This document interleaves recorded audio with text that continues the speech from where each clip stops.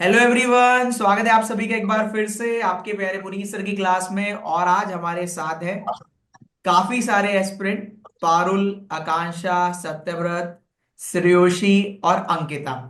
तो hello everyone, कैसे हैं आप? Hello sir sir. बढ़िया बहुत सर। अच्छे। हेलो, बहुत हेलो। अच्छी सर। आप हेलो कैसे हेलो हैं? Hello hello.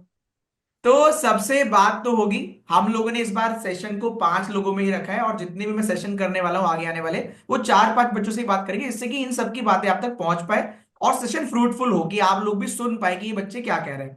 तो सबसे पहले वेलकम कमेंट ले लेते हैं वन बाय वन सबके, इनके बारे में जानना जरूरी है क्योंकि आज यही हमारे सुपरस्टार्स हैं, है ना। तो वन बाय वन, पारुल अपने बारे में कुछ बताइए।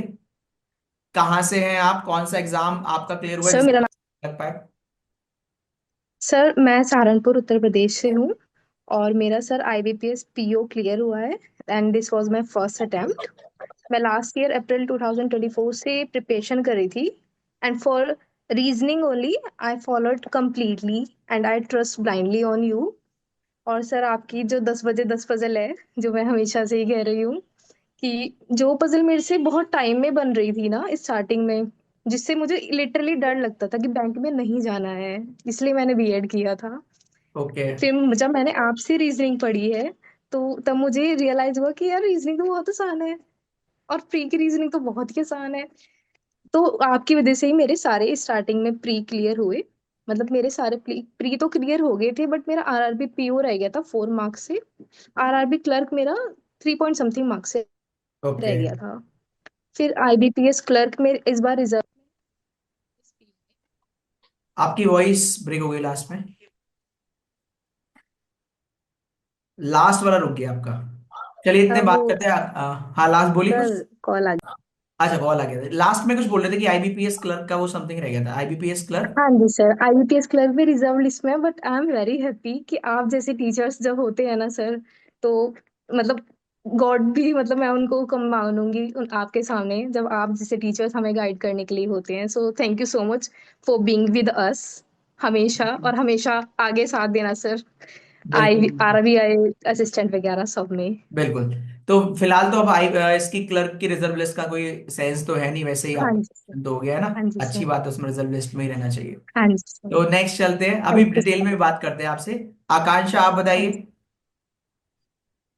Good evening sir. Good sir मैं इवनिंग। आकांक्षा लुधियाना से बिलोंग करती हूँ। और इस साल मेरा आईबीपीएस क्लर्क और आईबीपीएस पीओ दोनों क्लियर है। और आईबीपीएस पीओ में मुझे बैंक ऑफ बड़ौदा मिला है और आईबीपीएस क्लर्क में मुझे पीएनबी बैंक मिला है। और मैं 2023 अक्टूबर से प्रिपरेशन कर रही हूँ। और सर मैंने ये कहना चाहती हूँ कि मैंने आपको बिल्कुल स्टार्टिंग से फॉलो किया, मैं कहीं भी नहीं गई। और आपकी जो 10 बजे 10 पजल वाली क्लास थी वो मैं हमेशा अटेंड करती थी। आपकी जितनी भी क्लासेस जो भी आप बोलते थे वो मैंने मतलब आप पे ब्लाइंडली ट्रस्ट करके उसको फॉलो किया। तो आज मेरा सिलेक्शन इसी की वजह से हुआ है, क्योंकि reasoning as a main subject तो फिर बहुत अच्छा है। Thank you so much sir. बहुत बढ़िया, बहुत बहुत शुक्रिया। नेक्स्ट, सत्यव्रत आप बताइए। आप बच्चों को बताइए कहाँ से हेलो हैं आप। सर। सर मैं सुंदरगढ़ डिस्ट्रिक्ट से बिलोंग करता हूँ, उड़ीसा से। और हम्म। मैं आपको 2 साल से मतलब फॉलो करता हूँ। और लिटरली एक चीज मैं पर्सनली मैं आपसे कहना चाहता था कि क्या होता है ना, एज एन एस्पिरेंट मतलब एज ए स्टूडेंट जो भी है, कि हमें थोड़ा डाउट रहता है एग्जाम से पहले। यार ये क्वेश्चन ये सर ने ये डीआई करवाया, क्यों हम ये ट्राई क्यों नहीं करते। आपका मैं बता रहा हूँ ना, रीजनिंग में मुझे कभी डाउट नहीं हुआ कि मतलब मैं आप ही को फॉलो, आपको अन अकेडमी में हो गया, यूट्यूब में हो गया, आपका जितना पुराना से पुराना वीडियो भी अगर निकाल के जो भी हो, मैं आप ही को मतलब मुझे कोई डाउट ऐसा हुआ नहीं कि मैं रीजनिंग मुझे कोई और चाहिए, मुझे मतलब ऐसा कुछ है। मैं अभी भी आपका 4 घंटे वाला वो वीडियो कर रहा था। और लिटरली मैं बताऊं, आईबीपीएस 2023 का आपका एक क्वेश्चन उसमें आपने डाल रखा था। और लिटरली मैं अभी जब कर रहा हूँ मेरे से हो जा रहा है, लेकिन मेरे से एग्जाम में वो बना नहीं था। और मेरा मैं लिटरली इस साल मैंने हर सारे पेपर मैंने प्री क्लियर किया, सारे मेंस दिया, लेकिन और बाय लक या बाय चांस कुछ भी बोलो सर, ये हो गया। और इवन मैं एसबीआई के लिए भी पूरा ट्राई कर रहा हूँ। और ऑल थैंक्स टू यू। और बाकी टीचर्स, अरुण सर के लिए मैं बहुत थैंक यू भी बोलता हूँ। उनका वेरिएबल भी मतलब उनका वेरिएबल उनका पढ़ाना, खासकर अरिथमेटिक मतलब आउटस्टैंडिंग था मुझे। मुझे सब मतलब एक स्टूडेंट है सर, मैं उसका नाम बताना चाहता हूँ, सुखेश्वर, वो अपने स्टेट का ही है। वो मैं स्टार्टिंग में जब प्रिपेयर कर रहा था तो मैं बोला था कि सर मुझे कुछ समझ नहीं आ रहा है यार, मैं क्या करूँ ये सब चीज।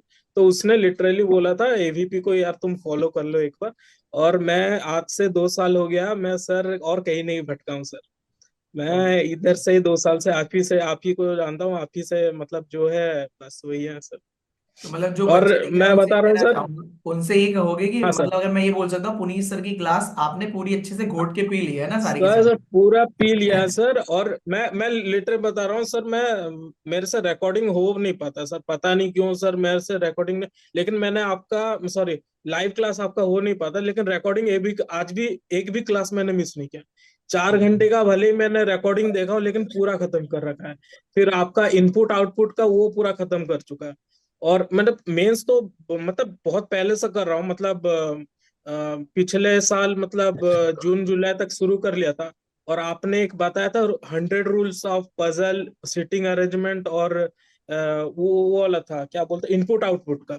और वो सर मैं लिटरली मैं बता, अभी नोट्स अभी है नहीं, लेकिन आपको दिखा देता कि वो पूरा नोट डाउन करके रखा था एक एक पॉइंट, कि मैं भूल ना जाऊं।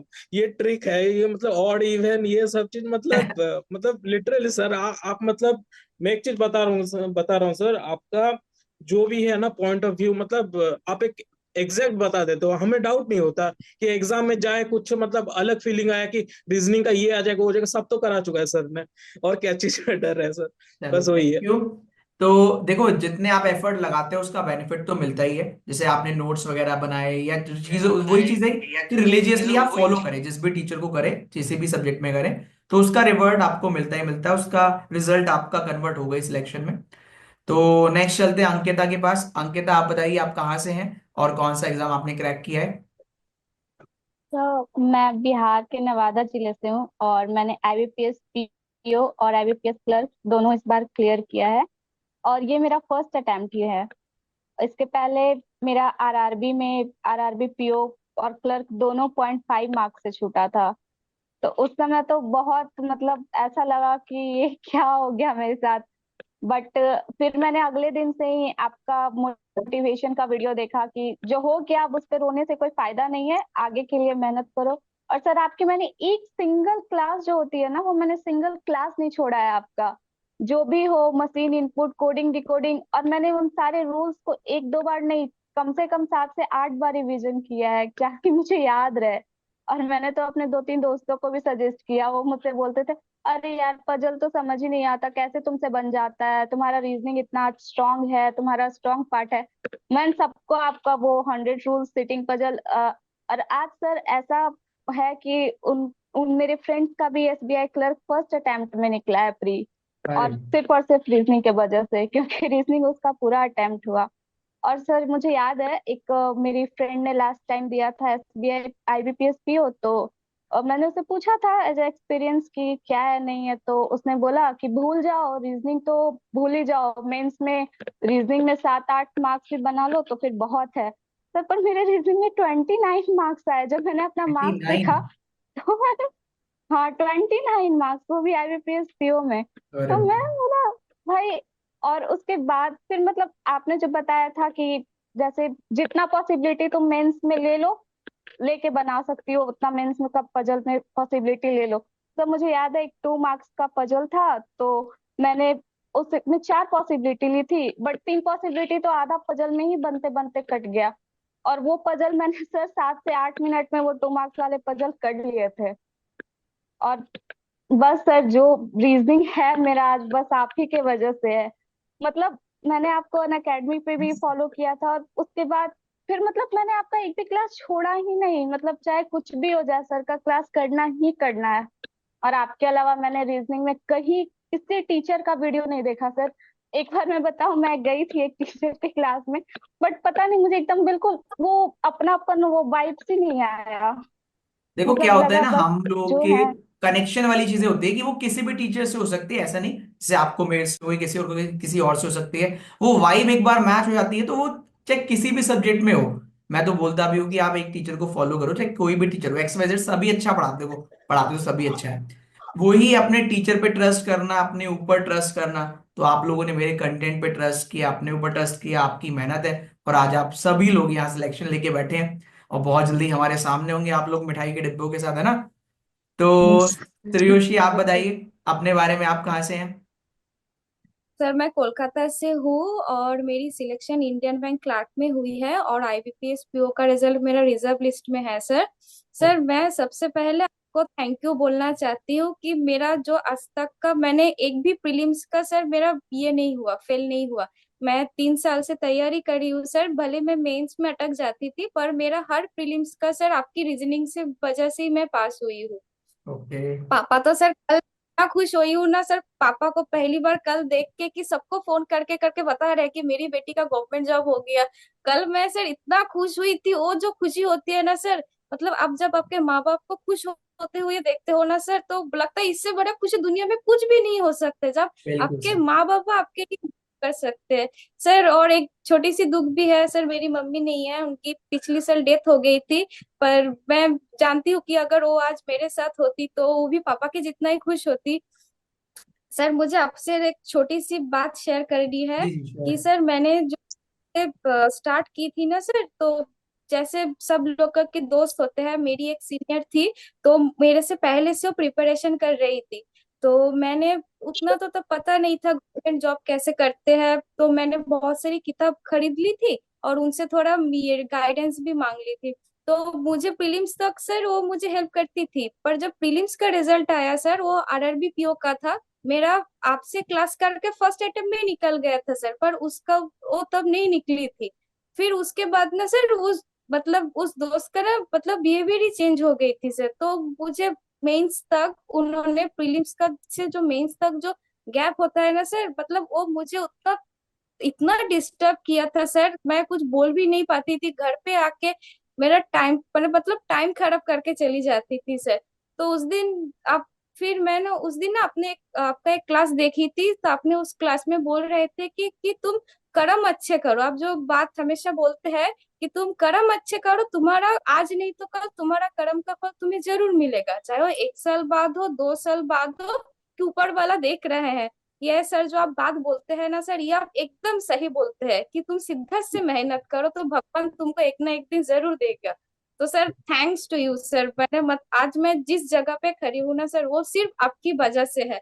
और सर मैं आपको एक बात बताऊं कि वो जब मुझे डिस्टर्ब करती थी ना, मैंने उसके बाद उसको कुछ नहीं बोला कि मुझे परेशान करते हो ऐसा। पर जब मेरा सिलेक्शन हुआ है ना सर, तो मैंने फर्स्ट मिठाई का डब्बा ट्रीट मैंने सर उसी दोस्त को भेजी है अरे कल। वाह, बहुत बढ़िया, तो मैं तो बोलने वाला था। Very good.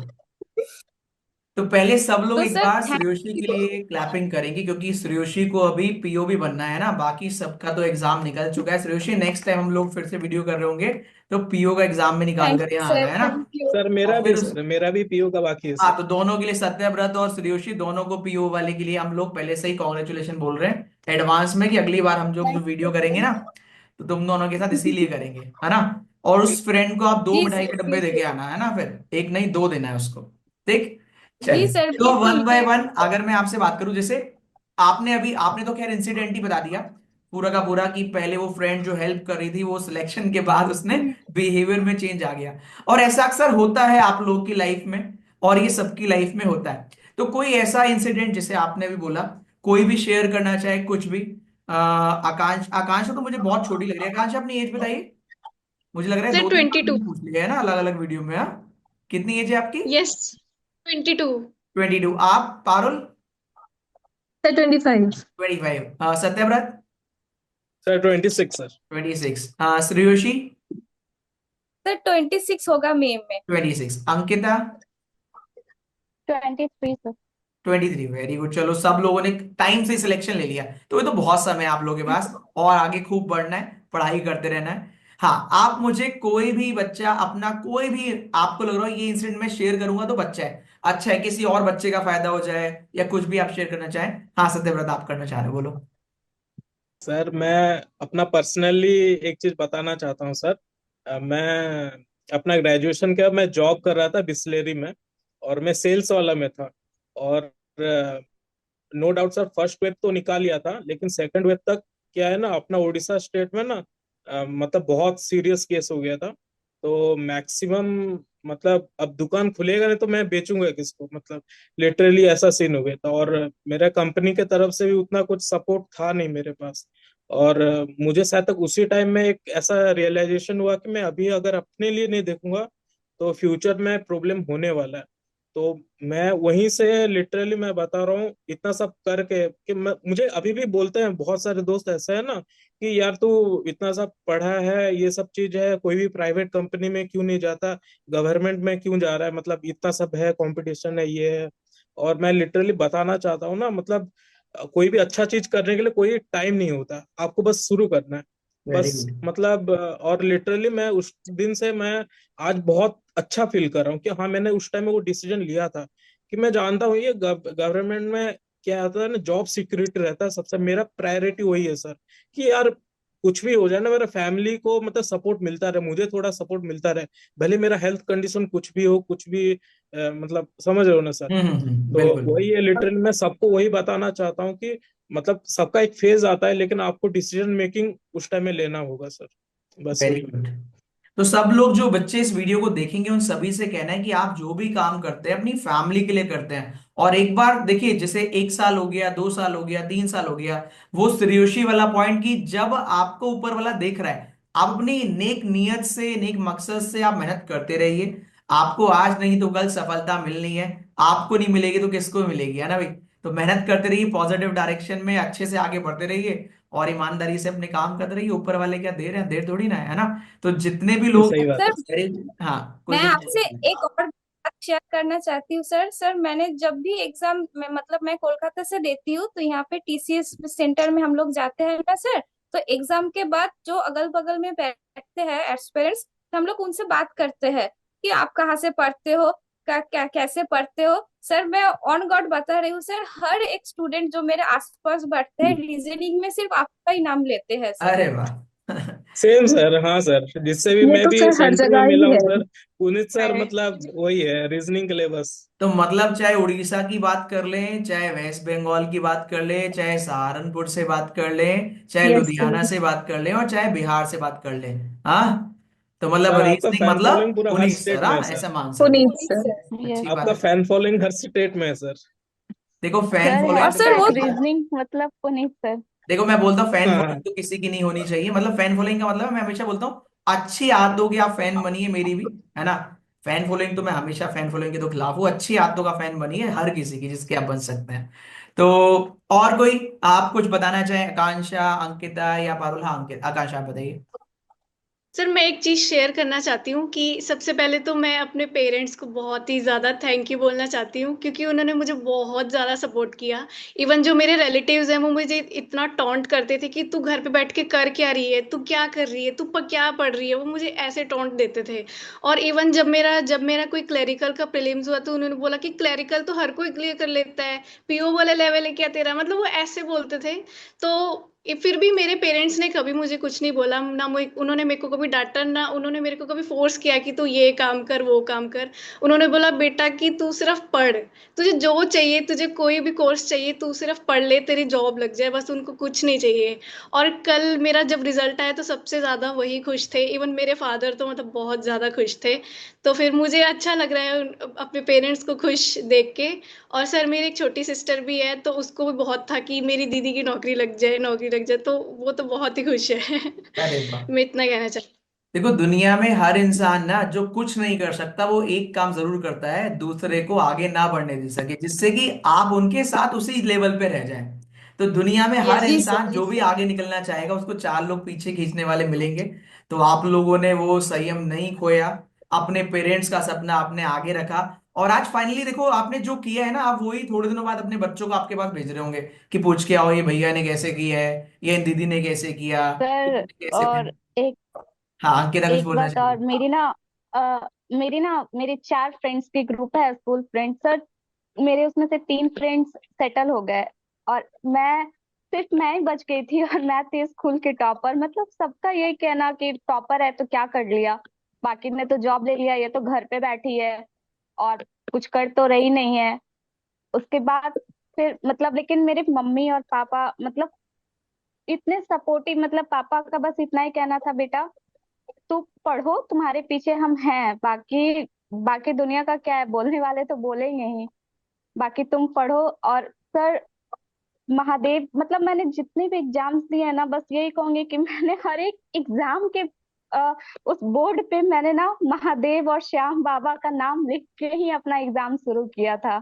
मतलब आपका जो कहना था ना कि कुछ भी करो भगवान का साथ कभी मत छोड़ना, मतलब, और आप सारे टीचर्स और मेरे मम्मी पापा, मतलब उन सबको, और मेरा फ्रेंड है जिसने भी मुझे जब भी डिमोटिवेट हुई बहुत ज्यादा मोटिवेट किया है, उन सबको मैं एकदम दिल से, एकदम हार्ट फील्ड वाला थैंक यू और प्रणाम दोनों करना चाहती हूँ कि उन्होंने मेरी इस जर्नी में मेरा इतना ज्यादा साथ दिया।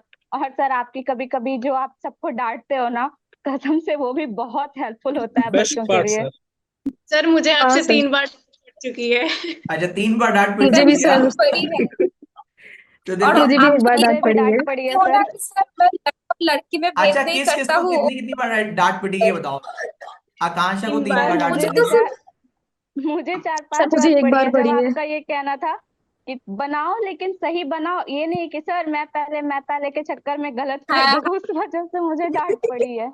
चलो तो अच्छी बात है, काम आई हो आपकी डांट की, पहले के चक्कर में गलत कर लेते होंगे आप। हाँ, अंकिता जी को भी डांट हाँ, पड़ी है। इसीलिए फिर मैंने सर मुझे भी। त्रियोशी आपको कितनी बार डांट लगी है? सर मुझे तो 4-5 बार पड़ी ही है। और जो डांट पड़ने के बाद सब आप जो बोलते हैं ना कि मैं लड़का और लड़की में भेद नहीं करता, वो हम्म। सर और भी अच्छा लगता है। अरे वाह। सर ये सही बात आपने मुझे बोली हुई है, पता नहीं मैंने क्या बोला था ऐसे। पारुल, आपको सेम सर, डांट मुझे लगी भी है एक आपकी नहीं? बार। डांट ना, यस सर, एक आपकी बार कितनी डांट बार? ना आपने वो डांटा है। फील होती है। कितनी बार, कितनी बार? सर एक बार डांट पड़ी है। बस, तो कम पड़ी है फिर इसका मतलब। सत्यव्रत, आपको? नहीं सर, नहीं सर, मैं रिकॉर्डिंग देखता था अच्छा, ये लेकिन बच गए तुमने, ये काम आप, काम अच्छा किया। नहीं सर, आप जब दूसरे को डांटते हो सर, मुझे वो मतलब आपका वो अच्छा लगता है, रोस्टिंग थोड़ा अच्छा लगता है सर बीच में। तो चलिए, डांट कहीं ना कहीं देखो यार, माँ बाप डांटते हैं, टीचर्स डांटते हैं, हम लोग भी जब डांटते हैं तो मकसद यही रहता है कि आप गलतियां ना करें। भाई हम इतनी मेहनत कर रहे हैं, आप फिर भी गलतियां कर रहे हो, तो कहीं ना कहीं उस छोटी सी गलती के चक्कर में, जैसे आपका एग्जाम लास्ट टाइम रुका है 0.5 से, है ना अंकिता? आपने बताया था यस, 0.5 से यस रुका। सर, तो वो गलतियां आपने यस जब सर। कम करी है, उस डांट का असर जब पड़ा है, तभी वो सिलेक्शन तक आप पहुंच पाए और आज आपने सिलेक्शन ले ली। हाँ तो सर, वेरी गुड मैंने ये। बताया तो, मतलब जब मैंने आरआरबी का मेंस दिया था ना, तो मेरे हाथ ऐसे कांप रहे थे, मतलब, और खुला भी पहले रीजनिंग का सेक्शन। मेरा कैलिबर था रीजनिंग में 25-26, तो मैं कर ही लेती, पर मैं कर पाई सिर्फ 15। वो लास्ट है। उस वजह हाँ, से, लास्ट ईयर की बात हाँ, कर रहे हैं। उस वजह, तो आप देखो, आईबीपीएस पीओ जो इस बार आपने 29 बता रहे हो, 29 नंबर तो बहुत अच्छे नंबर है, लोग कर भी नहीं पाए 15-16 के आसपास के बाद। तो 29 नंबर आईबीपीएस पीओ मेंस, तो उसने एक बहुत बड़ी भूमिका निभाई होगी रीजनिंग ने सिलेक्शन में। प्री में तो सर खैर निभाता ही सबसे निभाता ज्यादा, है, प्री में तो सबसे कितने ज्यादा। लोगों को बचाया होगा सर बेचारे ने रीजनिंग प्री में। में तो मतलब, प्री में 10 सर बजे इस 10 बार भी पजल सर एसबीआई, बेस्ट है प्री निकालने के लिए। सर इस बार भी एसबीआई पीओ में मैंने प्रीलिम्स में रीजनिंग में 28 अटेम्प्ट करके आई हूँ। ओके, इस बार भी? हाँ, इस बार भी सर, वहाँ वेरी एक गुड। ऑफिसर थे जो होते हैं ना, उन्होंने मुझसे पूछा कि बेटा कितना अटेम्प्ट किया।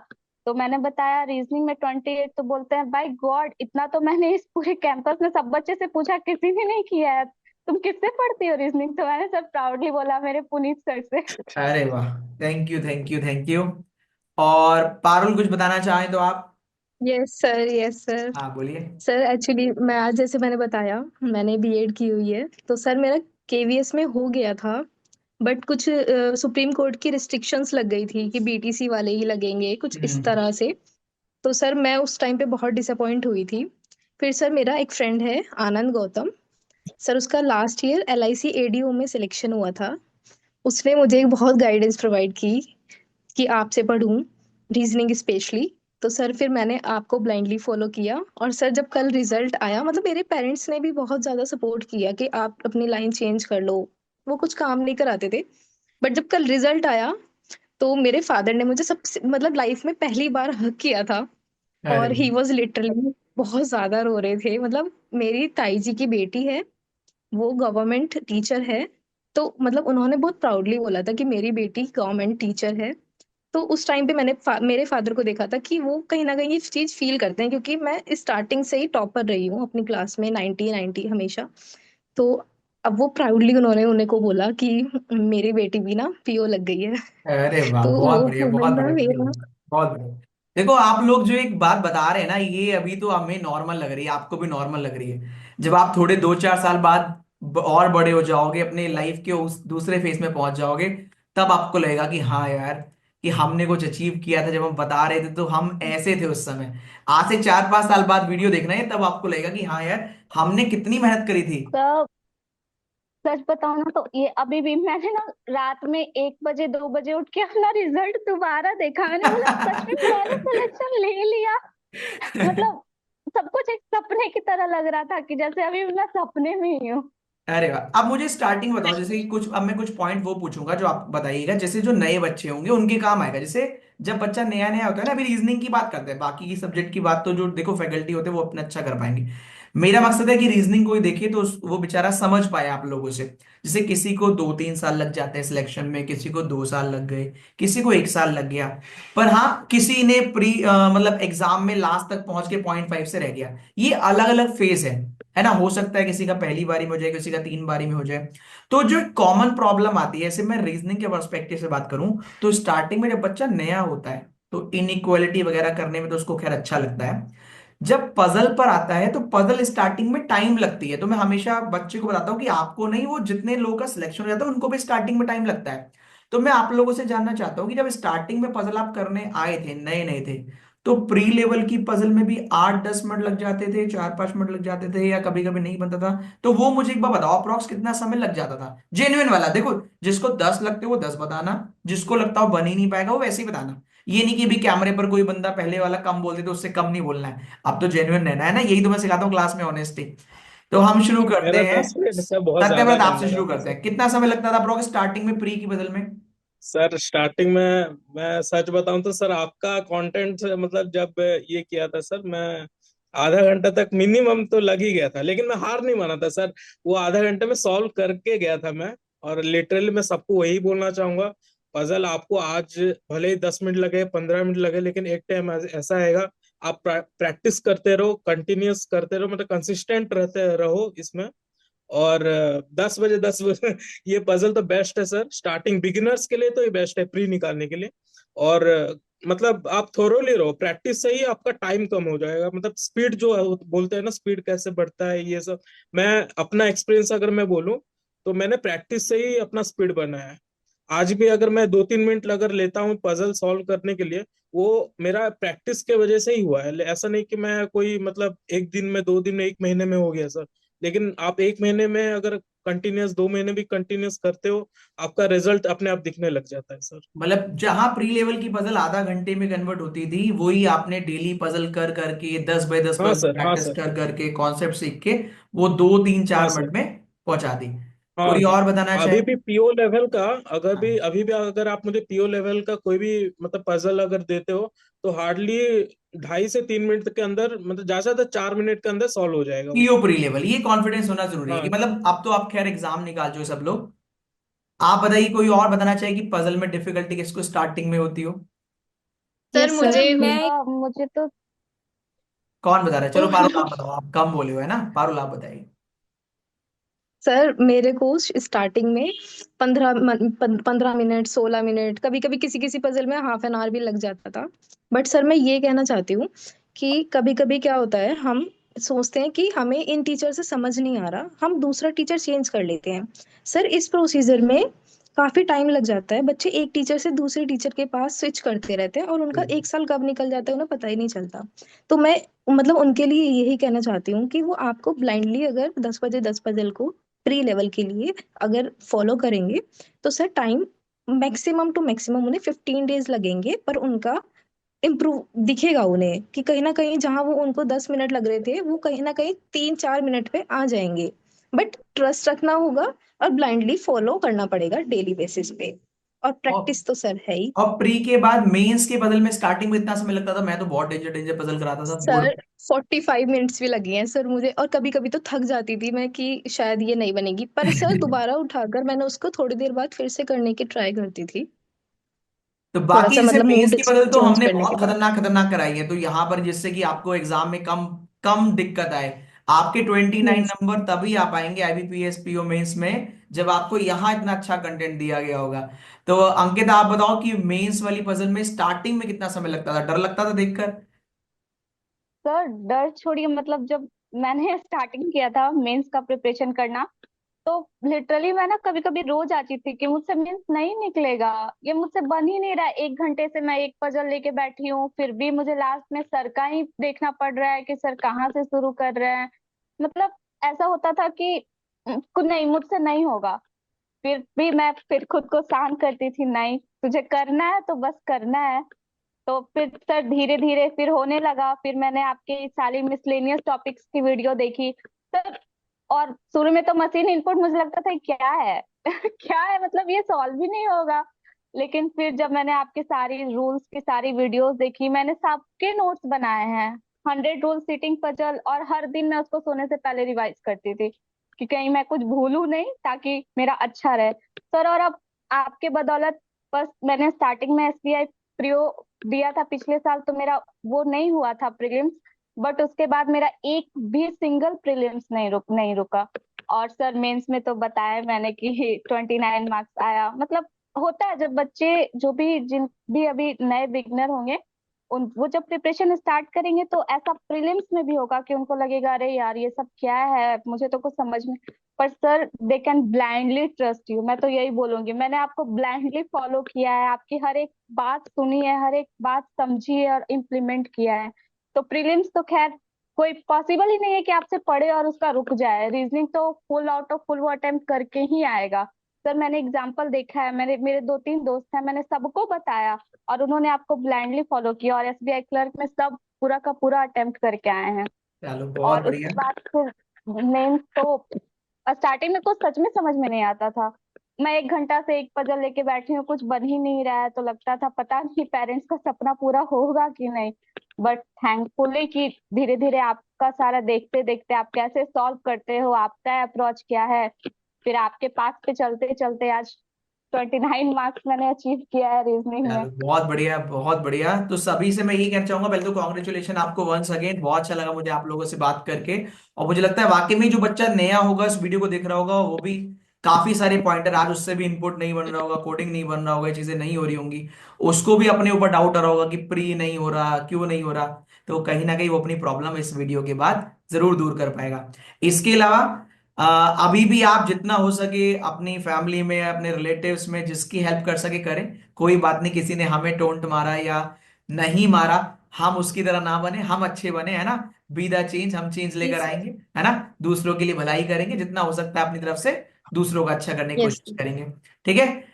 तो once again thank you so much. अब आप लोग ना मुझे thank Thank you you so sir. WhatsApp पे much, मैसेज sir. कर दीजिएगा कि सर हमारे साथ वीडियो हो गई है। मैं आपकी जिस दिन वीडियो अपलोड करवाऊंगा उस दिन आपको बता दूंगा। और एक छोटा सा शॉर्ट्स बना के भेजिएगा, जो भी आपका मन करे अपने बारे में और बताने, क्योंकि आजकल ना हमारा यूथ ना शॉर्ट्स ज्यादा देखना पसंद करता है। उसको इतनी लंबी डिटेल वाली चीजें कब समझ में आती है। तो रीजनिंग का अपना फीडबैक आप दीजिएगा, जिससे एक नहीं दो दो वीडियो मैं आपकी अपलोड कर पाऊं।